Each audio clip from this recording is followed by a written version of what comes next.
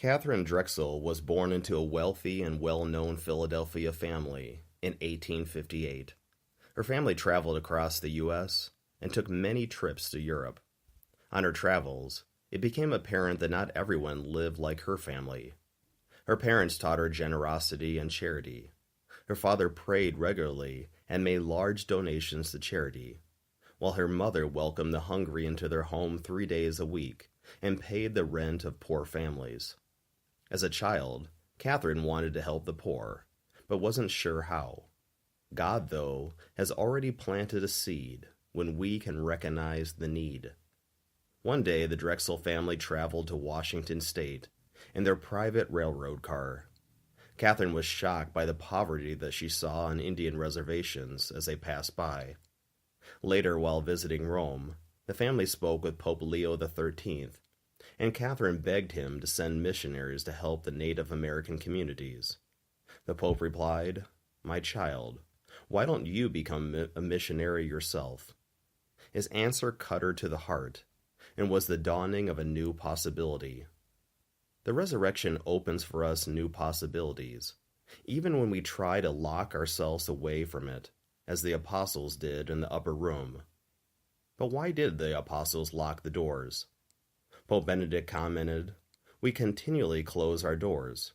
We continually want to feel secure and do not want to be disturbed by others and by God."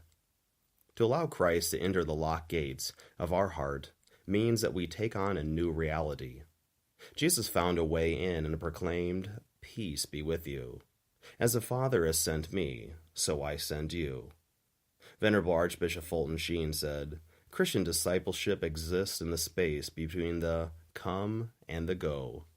First, Jesus invites us to come closer, and then he sends us to go out in his name. The Lord wants us to continue his mission. This is the point of the Mass, which comes from the Latin word missa, meaning the sending.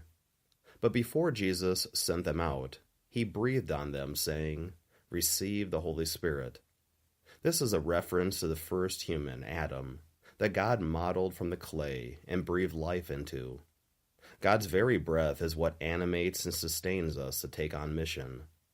Pope Benedict said, "The gospel invites us to this, to live always within the breath of Jesus Christ, receiving life from him, so that he may inspire in us authentic life."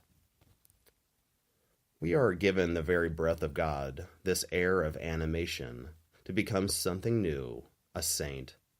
In 1889, Catherine Drexel decided to dedicate the rest of her life to serving Native Americans and African Americans as a missionary. The local paper screamed that she had given up a sizable inheritance worth $290 million in today's dollars, all to answer God's call. The inheritance was not wasted, but rather spent on her missionary activities. Catherine and 13 other women started a new religious order called the Sisters of the Blessed Sacrament. They founded 50 missions for Native Americans in 16 states.